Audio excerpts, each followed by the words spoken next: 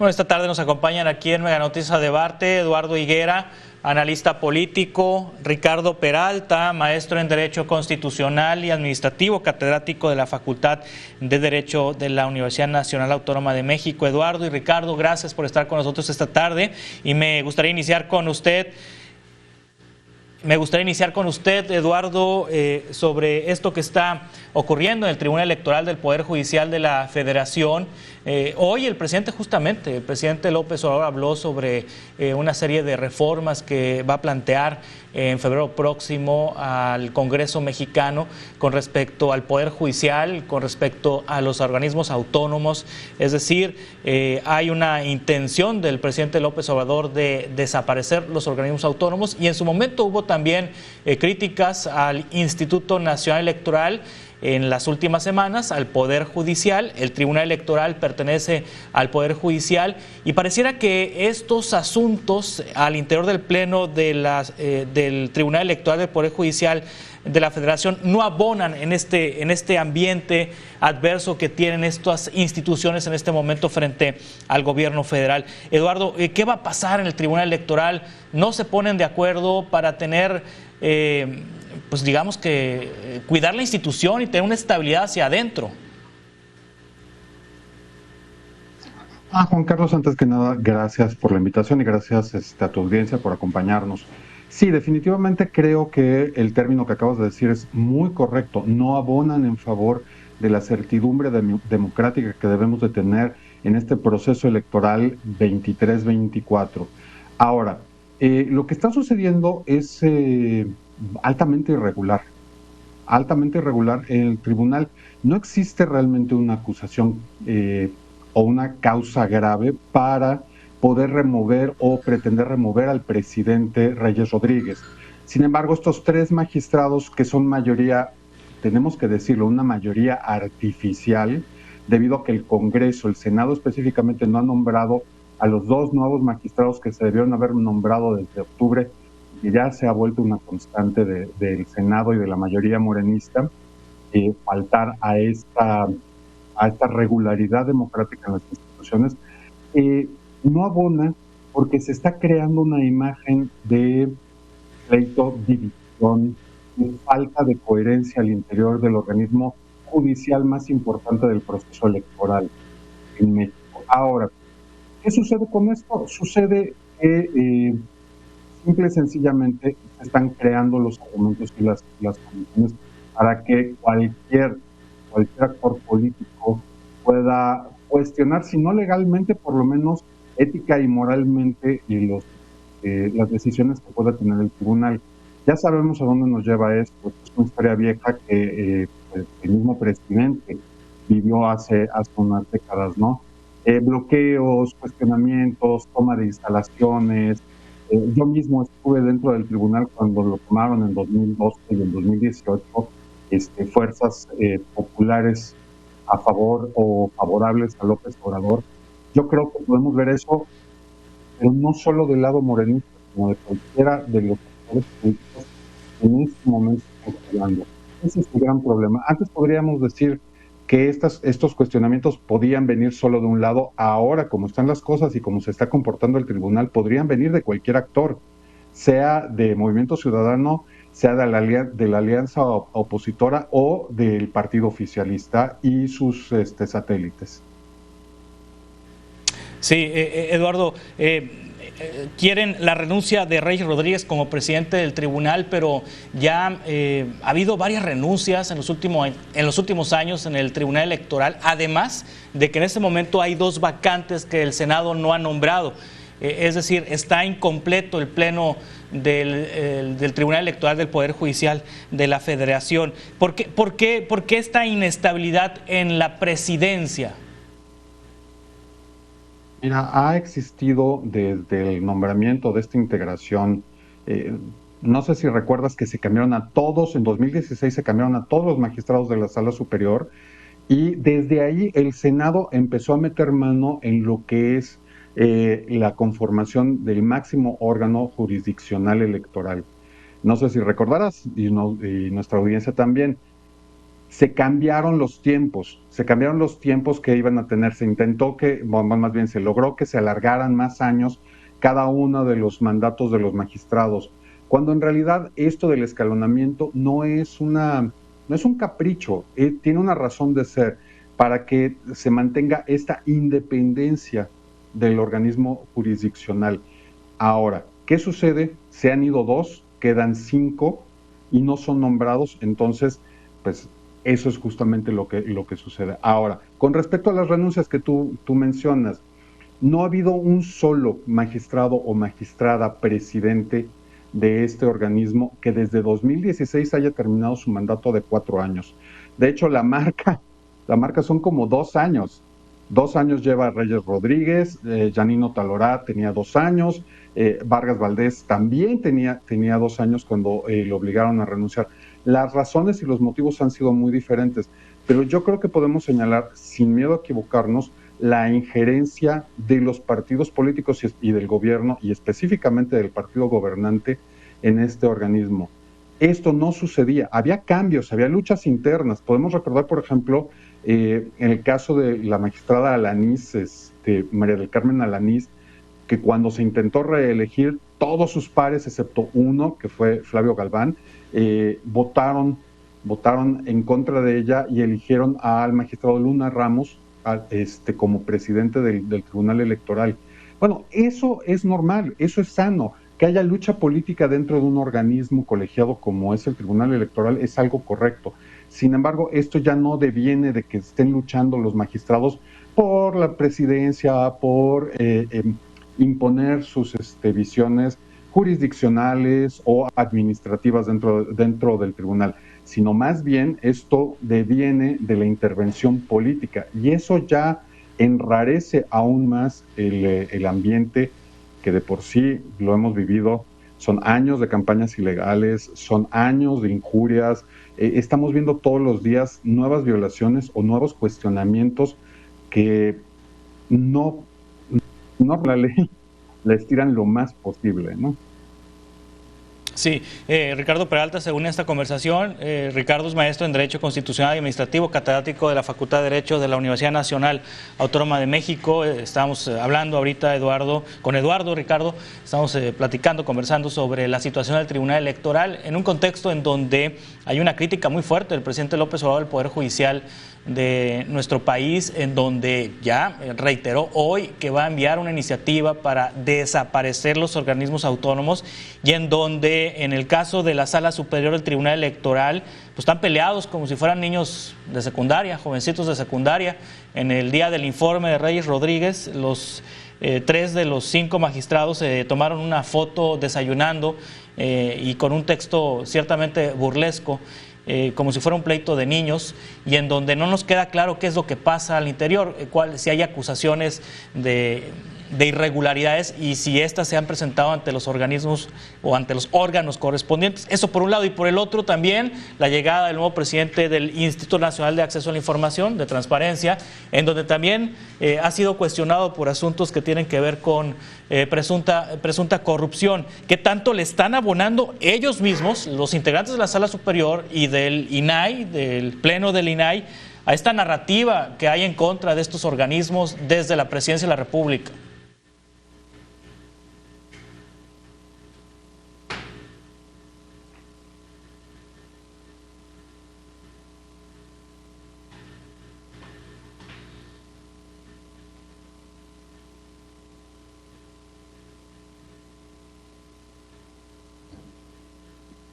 Perdón, Juan Carlos, les decía yo,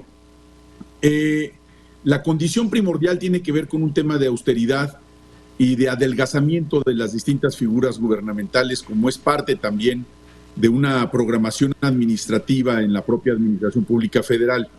Mira, en esa condición, los derechos constitucionales que se tienen en nuestra Carta Magna, hablando, por ejemplo, del tema de la transparencia y acceso a la información pública, sin duda son inalienables, son constitucionales, son derechos que tenemos todos los mexicanos, pero ¿qué no esto tendría que estar a la mano de un teclazo en cualquier computadora, al ser el uso de recursos públicos, de recursos materiales públicos, de recursos humanos públicos, lo que la gente comúnmente solicita ante el INAI y que esto pudiera hacerse en biotecnología de la manera más fácil, más transparente y no necesitar toda una institución onerosa de miles de millones de pesos para poder acceder a un derecho de esta naturaleza, cuando ya la propia tecnología lo podría hacer y tendría que ser absolutamente de acceso libre para cualquier ciudadano, sin que las instituciones de otras organizaciones o dependencias de gobierno digan si son o no accesibles al público en general.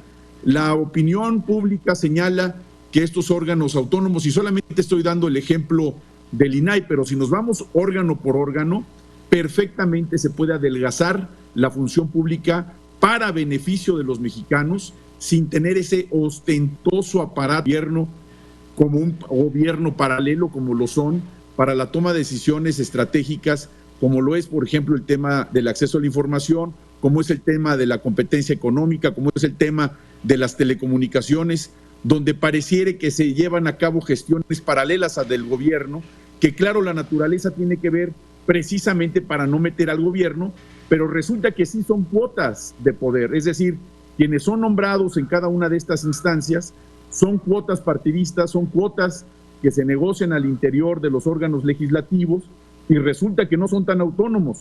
Son autónomos en el texto constitucional, pero en la operación y en la toma de decisiones resulta que no son tan autónomos.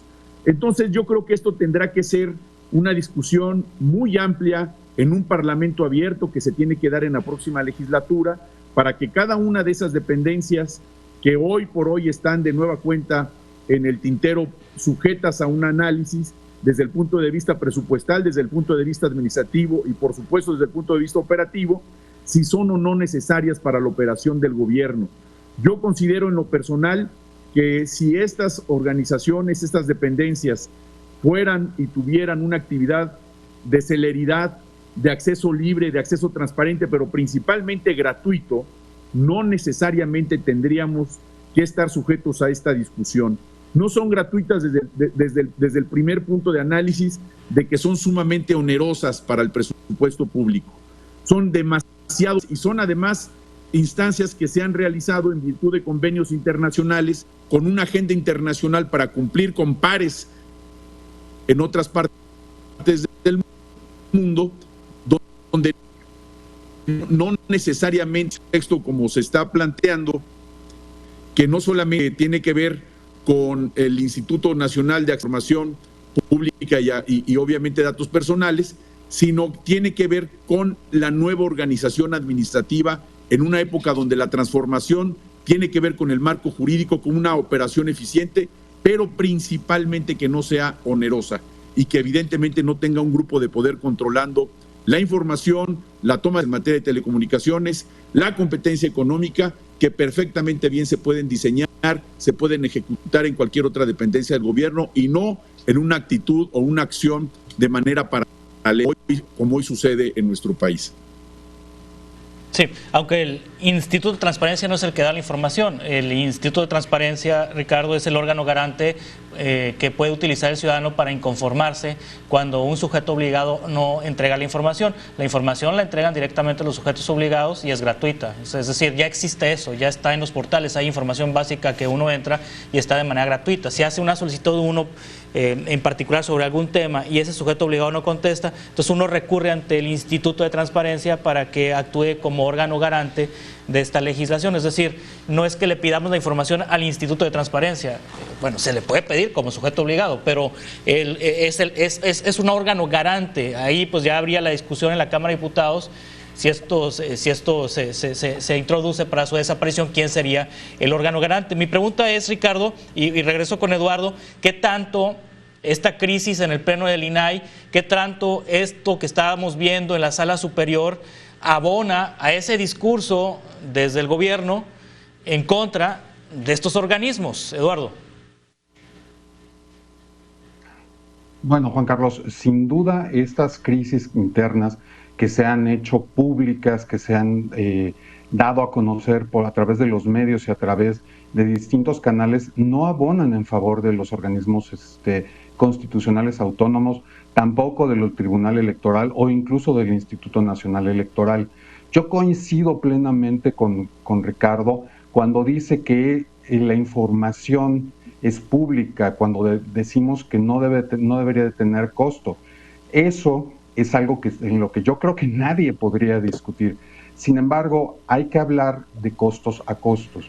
Una cuestión es que tengamos organismos autónomos que garanticen el acceso y pleno uso de los derechos a la ciudadanía, y otra, dejar en mano de un gobierno, sea el color que sea morado, sea guinda, sea amarillo, sea púrpura, sea tutti frutti, la decisión de qué información o qué decisiones se van a tomar ahí.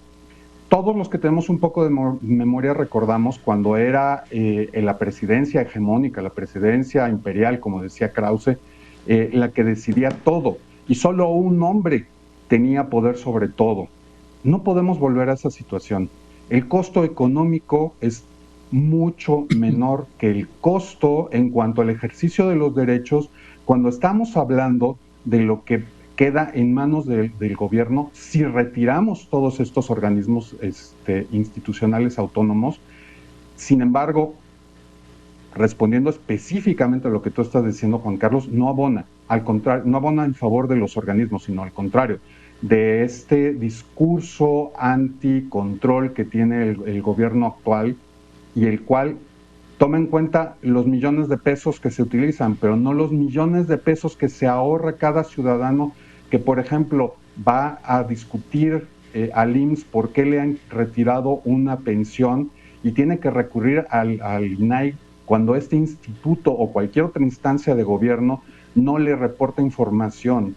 Los millones de pesos que se les regresa a los mexicanos con ese tipo de cosas es algo que no se toma en cuenta. Tampoco se toma en cuenta el ejercicio de nuestros derechos, que es invaluable. Tenemos que pensar, imaginemos que no existiera el INAI, que no existieran algunos de estos organismos autónomos. Se puede discutir si lo podemos reducir, si lo podemos adelgazar, pero no se pueden desaparecer.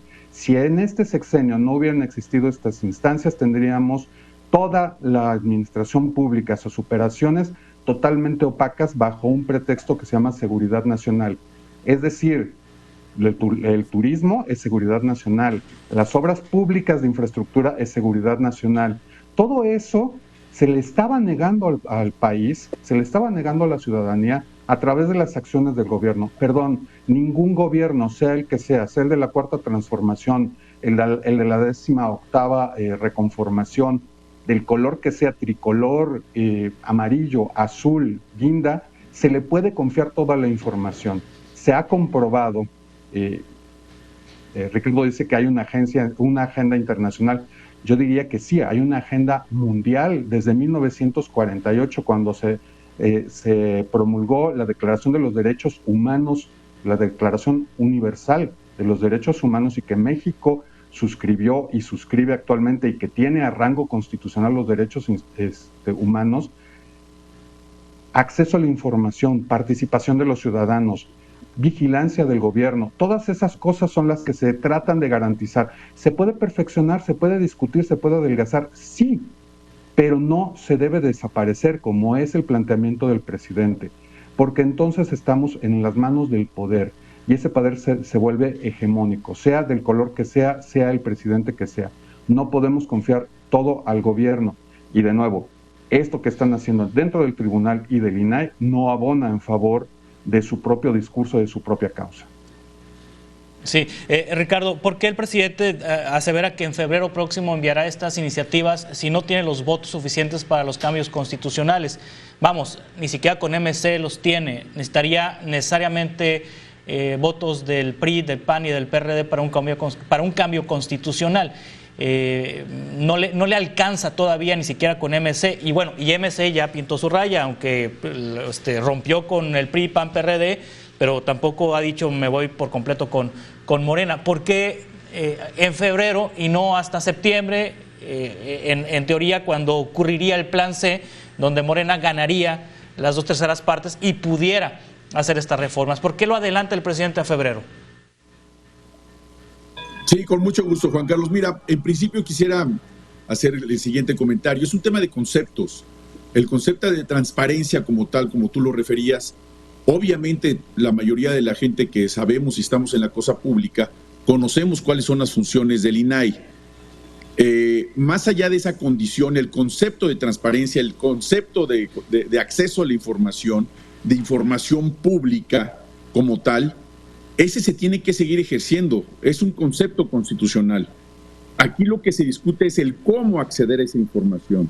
Dice Eduardo que no se puede confiar toda la información al gobierno. Históricamente, los gobiernos han o no reservado cierta información precisamente por condiciones de seguridad nacional, de seguridad interior, de seguridad pública, en cualquiera de estas condiciones. Sin embargo, lo que tiene que ver con esto es el cómo acceder a esa información, cómo garantizar el derecho a la información, que es el concepto constitucional, y no necesariamente como se está haciendo ahora. Ahora, respecto a tu pregunta, ¿por qué lo hace el presidente o lo hará eventualmente cuando aparentemente no se tiene esa mayoría legislativa? No conocemos a fondo cuáles son los detalles de esa iniciativa legislativa.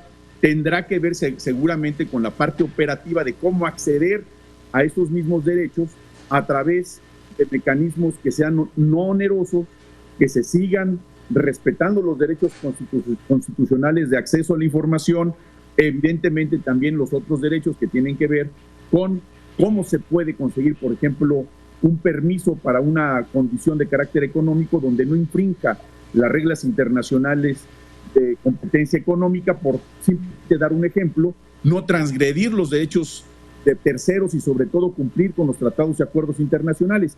Esta es una discusión muy profunda, muy amplia, que no la podemos limitar a que si dan o no dan los votos cuando todavía no conocemos la iniciativa que enviará el presidente de la República. Yo creo que se tiene que tomar en consideración, sin duda, el derecho internacional, el propio TEMEC y a lo que nos hemos obligado como país, pero hablando de la agenda doméstica, sí se puede, sin duda, retrotraer una institución onerosa, retrotraer un adelgazamiento que es necesario desde el punto de vista de la austeridad. ¿Para qué? Para que sea más efectivo, se cumpla con el derecho constitucional a través de mecanismos distintos que se pueden diseñar en el propio aparato de la organización de la Administración Pública Federal. Sin duda se puede hacer. La constante es la reforma legislativa para eficientar el trabajo de gobierno en favor de los mexicanos y no al revés, estar creando instituciones o manteniendo, peor aún, instituciones que, si bien es cierto, funcionaron en el pasado, no se trata de dar trabajo a un grupo de servidores públicos en contra del presupuesto que se tendría que ocupar para efectos mucho más importantes de nuestro país, no por demeritar estos derechos sin duda, pero se puede eficientar con un presupuesto mucho menor al que hoy se ejerce, teniendo agilidad y el uso de la tecnología para tener el resultado idéntico, pero insisto, mucho más amplio, mucho más universal y cumpliendo con los principios y conceptos constitucionales que ya son un triunfo ganado para los mexicanos. El presidente nunca ha dicho no a la transparencia, el presidente nunca ha dicho no al acceso a datos personales, el presidente lo que dice es hagamos lo propio con los conceptos, simplemente la operación tiene que ser distinta y con un presupuesto ínfimo, pero sí al respeto de los derechos constitucionales ya consagrados en nuestra Carta Magna. Vamos a continuar con esta conversación en un par de minutos. Eduardo Higuera, Ricardo Peralta con nosotros, hablando sobre el contexto electoral, lo que estamos viviendo en México con las precampañas y lo que hay alrededor de ellas, estas propuestas legislativas que estarán justamente enviadas al Congreso cuando estén ya por iniciar las campañas electorales. Continuamos. A debate con Juan Carlos Zúñiga.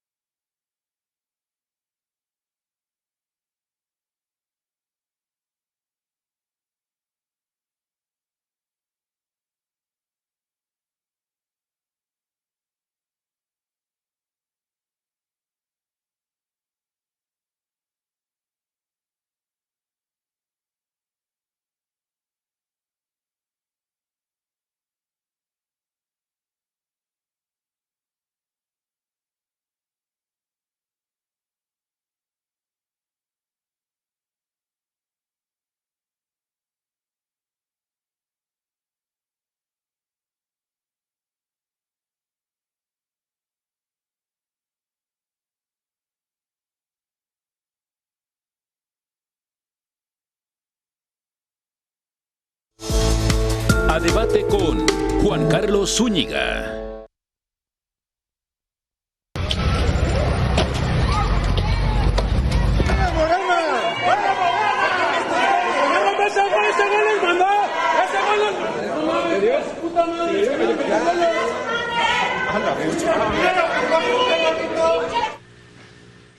Un grupo de sujetos reventó un mitin de apoyo a Santiago Taboada, precandidato del PAN, PRI, PRD a la jefatura de gobierno de la Ciudad de México. Durante la trifulca, los violentadores agreden a simpatizantes de Taboada en el Parque La Mexicana. En Coajimalpa, el alcalde de esta demarcación, Adrián Rubalcaba, se deslindó de los actos violentos. Continuamos en Mega Noticias a Debate. Esta tarde con nosotros el analista político Eduardo Higuera, Ricardo Peralta, maestro en Derecho Constitucional y Administrativo, catedrático de la Facultad de Derecho de la Universidad Nacional Autónoma de México. Y bueno, si bien, Eduardo, en los organismos como el Tribunal Electoral, el Instituto Nacional de Acceso a la Información, los integrantes, en el caso del Tribunal Electoral de la Sala Superior, en el caso del Instituto de Transparencia del Pleno, están dando muestras de poca seriedad al tratar sus problemáticas y ventilar sus asuntos, problemas internos hacia afuera y vulnerando a la institución. También los políticos en estas precampañas, en estas campañas, han hecho lo propio, lo que ocurrió en Nuevo León con Samuel García. Ahora vemos lo que está pasando en la Ciudad de México, que no salió del todo pacífica la interna del PRI, PAN, PRD para la designación o la definición del candidato a la jefatura de gobierno. Lo que pasó con Claudia Sheinbaum y la revista Siempre, en donde utilizan una insignia nazi para vincular a Claudia Sheinbaum, pues habla de que las cosas no van a estar tan fáciles o no se están poniendo tan fáciles, Eduardo.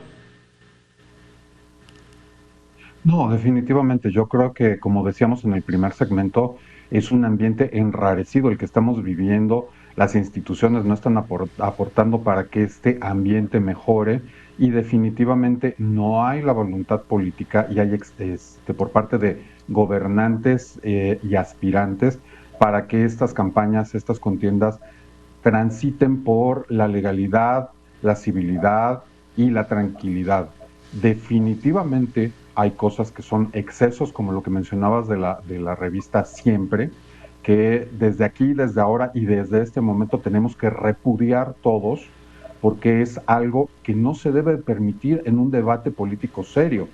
Igual que tenemos que repudiar cuando el presidente López Obrador le dice hitleriano a una figura pública como es Carlos Alarraqui y sus seguidores, como algunos moneros que publican en medios nacionales, sacan referencias hitlerianas en contra de esta persona. Tenemos que pensar que este ambiente, esta falta de seriedad, esta impunidad ante actitudes que son ilegales, que son antiéticas, han sido fomentadas en gran medida por el discurso del presidente y de sus seguidores, que han sistemáticamente violentado la Constitución, la ley, y han actuado con impunidad. No significa que la oposición se salve de este juicio. La oposición, como tú bien dices, esta revista Siempre está mostrando lo peor que tienen en sus bolsillos para mostrar a la ciudadanía que ellos pueden ser igual o peores. Aquí lo que yo creo es que falta la mesura, falta la cordura y falta la seriedad tanto de la clase política como de los gobernantes. Solo queda que nosotros los ciudadanos seamos suficientemente críticos para no permitir que esto suceda.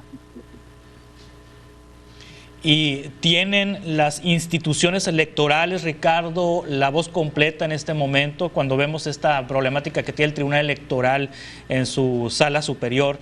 En el caso del INE, ¿tienen la voz completa para poner orden y llamar a la cordura? Yo creo que más allá de las instituciones, esta es una condición de madurez política de todos los actores. Lo que sucedió en Coajimalpa, pues es evidencia de quiénes son la alianza, el famoso Frente por México, pues prácticamente es una condición de imposibilidad de cohabitación política. Los antes ideológicamente adversarios están en una suerte de agua con aceite. Es imposible que eventualmente puedan tener una congruencia política cuando la ideología está completamente torcida, y lo vemos precisamente en este tipo de condiciones. Tanto para la elección de su precandidata presidencial como también ahora para el precandidato al gobierno de la Ciudad de México, careció absolutamente de métodos democráticos. Simplemente hubo una designación por fuerza política, en este caso se impuso el PAN. Hubo evidentemente divergencias en esta condición, hay divergencias en los institutos políticos, pero siempre se llama a la unidad cuando hay una ideología en común. En el caso del PRI y del PAN, son agua y aceite, lo han demostrado durante décadas en nuestro país, casi terminaron por destrozar nuestro sistema político y las instituciones de nuestro país. Los grandes escándalos de corrupción y de atraso y de devaluación se dieron precisamente en ese régimen, y ahora que llega la Cuarta Transformación muestran exactamente lo que son. En este evento de Coajimalpa dibuja perfectamente bien quién es la muy disminuida oposición de nuestro país.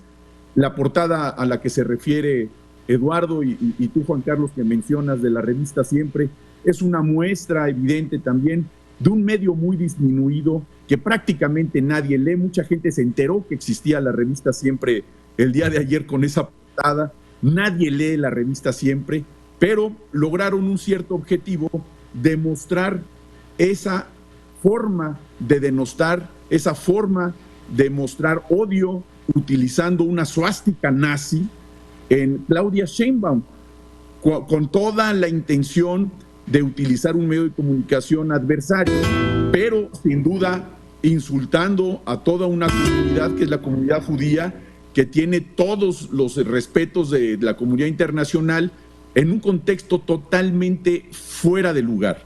Pero esa es la triste oposición que tiene México en este momento, tanto en la Ciudad de México como a nivel nacional. Es un dibujo perfecto del prototipo de medios de comunicación, de lo que se ha llamado como prensa sicaria, de cómo utilizan estos métodos de llamamiento al odio, de llamamiento a la polarización, al sectarismo. Critican tanto eso en otros institutos políticos, y ayer enseñaron el cobre, no solamente en el evento de Coajimalpa, que eso ya es más que evidente, la división tremenda que tienen entre sí, que por supuesto pues al Movimiento de Regeneración Nacional y a la Cuarta Transformación pues nos sale una sonrisa, porque si con esas actitudes y con esas evidencias de desunión y de divergencias ideológicas pretenden acceder al poder, al convencimiento de la ciudadanía, pues es una muestra clara de que ni entre ellos se ponen de acuerdo, y que además llaman a la violencia con esas conductas. Y peor aún, en la revista Siempre, que ya decía yo, no la lee nadie más que los propios personajes que se encuentran con este odio fomentado, pues el día de ayer dieron una muestra perfecta del prototipo de prensa sicaria que desafortunadamente sigue existiendo en nuestro país y en varias partes del mundo. Sí, ¿cómo entender, Eduardo, lo que está pasando en Nuevo León, en Monterrey? Mariana Rodríguez, la esposa del gobernador Samuel García, se inscribe en el proceso interno de Movimiento Ciudadano para la candidatura a la alcaldía de Monterrey. Mariana es comadre del actual alcalde Luis Donaldo Colosio, compadre de Samuel García, esposo de Mariana, esposa de Samuel García, y además hasta con el respaldo del presidente López Obrador en su conferencia de este día. ¿Ya así tan descarados estamos? Bueno, por supuesto. Creo que ni siquiera vale la pena desarrollar esa respuesta. Por supuesto que estamos así de descarados. Tenemos que pensar que estamos en un gobierno, porque no es un régimen, sigue siendo el mismo régimen que siempre hemos tenido, porque es el mismo régimen constitucional. Esto de que dicen que son un nuevo régimen no se sostiene. Tampoco son nuevos. Nada más chécate, por favor, la lista de los candidatos a gobernadores que se han designado por parte de Morena. Un gran número son priistas o expriistas y un gran número son panistas. Igual los nuevos embajadores son todos exgobernadores de la oposición que entregaron sus estados. Gran número de la gente del primer nivel de Morena son expriistas o expanistas. Entonces, eso de que es algo nuevo, y lo extiendo ahora hacia Movimiento Ciudadano, no es cierto. Se está conformando un grupo de poder, se está conformando un grupo de interés en Nuevo León, que es evidente lo que quiere. No sé si vaya a ser el siguiente paso que Mariana sea eh, candidata a senadora y luego candidata a gobernadora para suceder a su marido. No sé si Colosio se va a ir de senador. Esas son designaciones que todavía no toma Movimiento Ciudadano de cara a las elecciones. Sin embargo, lo que yo sí sé es que este doble discurso que se ha tenido con respecto a que nosotros somos diferentes, tanto del gobierno como de Movimiento Ciudadano, se está desmoronando poco a poco. Y eso es muy preocupante. Es cierto, yo no voy a refutar algunas de las cosas que dice Ricardo, porque es cierto que hay muchos problemas y muchas indefiniciones, muchas contradicciones dentro de la oposición. Sin embargo, eso no quita que dentro del mismo Morena, del gobierno, se tenga también profundas contradicciones. Es con que uno vaya y platique con aquellos que son militantes de 20 años, de 15 años, de 18 años de a pie en los municipios de Oaxaca, de Guerrero, están furiosos porque los viejos caciques que eran del PRI, luego del PRD y ahora de Morena, siguen siendo los mismos. Están furiosos porque no les dan la oportunidad de ser ellos, que han sido militantes, que han sido fieles seguidores y combatientes de la Cuarta Transformación, ser los candidatos en esta ocasión. En realidad es una clase política que hemos tenido enquistada y que ha sido muy inteligente para saber mutar de sus colores y brincar de un lado para el otro, pero siguen siendo exactamente los mismos en muchos sentidos.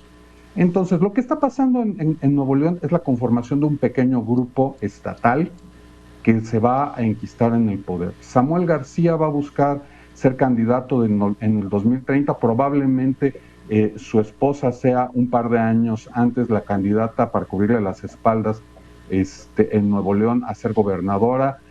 Colosio, que también pintaba, parece que también se está juntando en este plan de conformar un grupo de poder.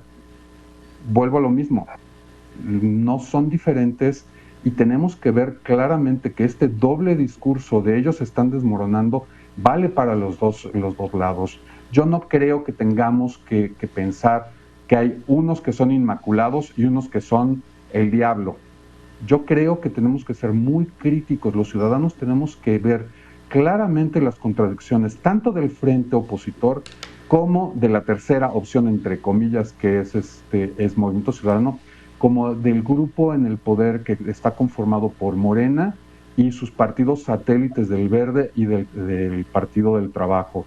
Si no somos así de críticos, nunca vamos a poder exigir que cambien los grupos de poder, nunca vamos a poder exigir realmente y hacer valer la ley para que ya no haya impunidad entre los políticos. Simplemente estamos viendo una reconversión y un reciclaje de políticos que se pasan de un poder, de un partido político al otro con tal de mantener el poder, sus cuotas de impunidad y sus beneficios.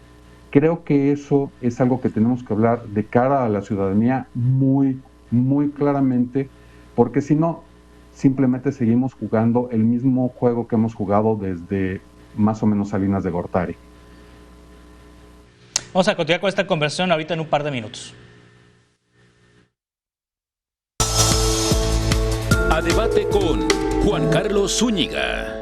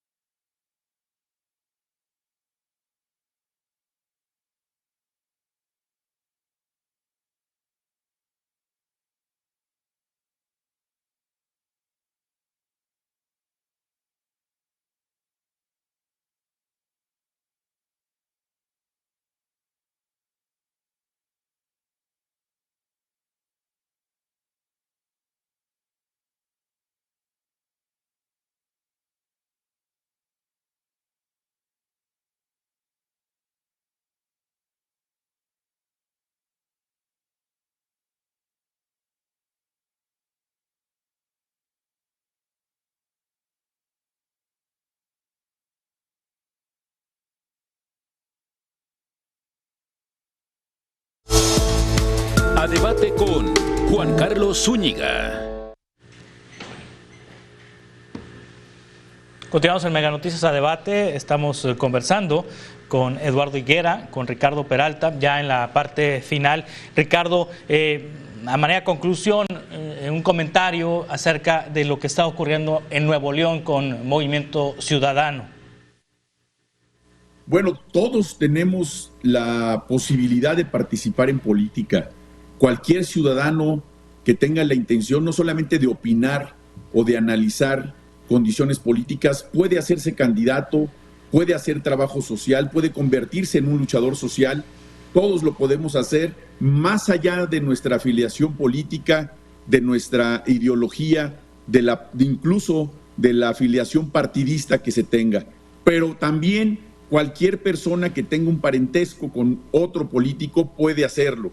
Yo invitaría a la gente a hacer un análisis profundo, pero sobre todo maduro, de cómo han venido cambiando las cosas en nuestro país. La gente está más politizada porque hay más libertad.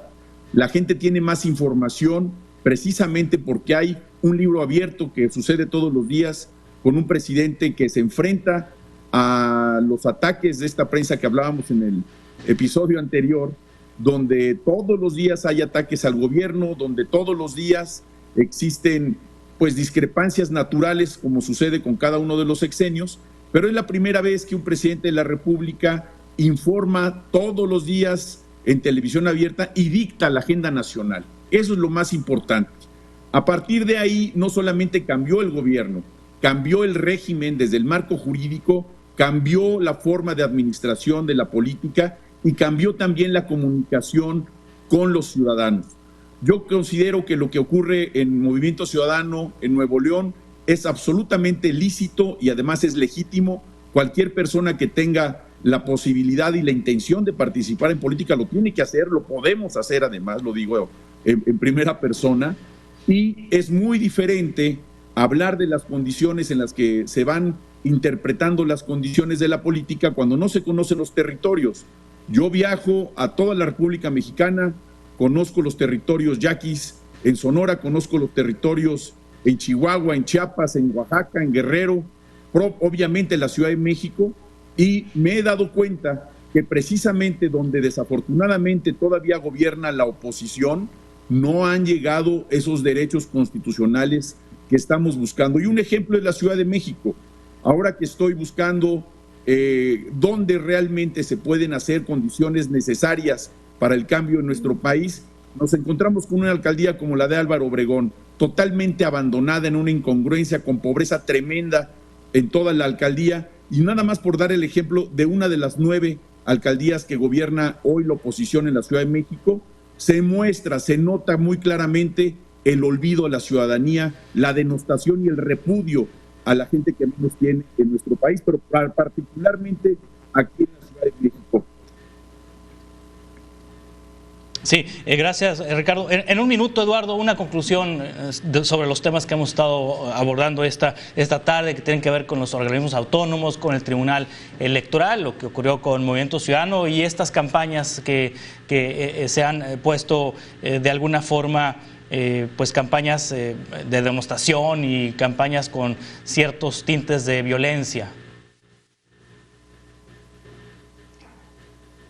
La conclusión sería que apenas empieza. Yo creo que precisamente por lo que hemos platicado, tanto de las campañas como de las autoridades, como de los gobernantes, y sobre todo por la calidad de la clase política que tenemos, esto apenas está empezando.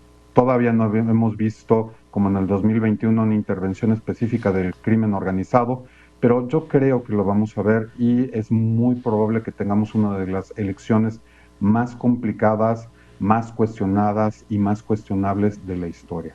Esa sería mi conclusión.